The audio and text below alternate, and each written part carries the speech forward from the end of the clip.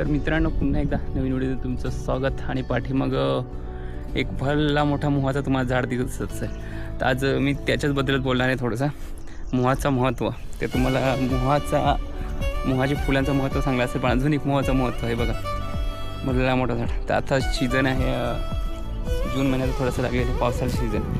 तर मोहोट्यांची भाजी पण करतात.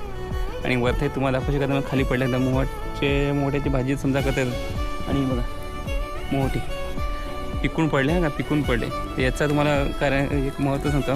तर पिकून पडली ना का, त्याच दिवशी बघा ही बी काढायची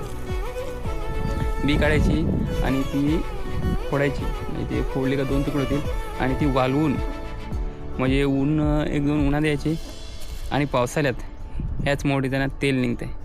तर कसं पूर्वी कसं माणसाची परिस्थिती बिकट असल्यामुळे ते मोहोट्याचे ना तेल काढायचे, म्हणजे असं घालून ना तेल निघते, त्याचा पण तेल निघते. पण आताच्या जमान्यात ना आपले तेल वगैरे खातो आहे, त्या सगळ्या केमिकल युक्त. पण ती पूर्वीची माणसं होती ना, ही मोहोट्याचं तेल काढायची, मोहोट्याची किंवा त्या सूर्यफूल शेंगदाणे त्याचेच.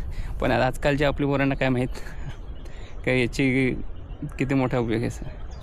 तर ते मोहाचं तेल खाऊन पूर्वीची लोक बघा आज पण जरी बोलायचं झालं ना, तर जी डोकरी आहेत ना, अशी तरणी आहेत ना, आपल्यासारखी यंग पोरं, त्यांचं केसच पिकतील काय, जसं काही इथं माझं पिकलं केस पिकतील काय ना, तब्येती त्यांच्या काय. तर त्या पूर्वीची लोक असं कसं नैसर्गिक खाणं जरा आज पण मजबूत आहेत, पण ते आपल्याला ऐकणार नाही, अशी काही पण लोक आहेत.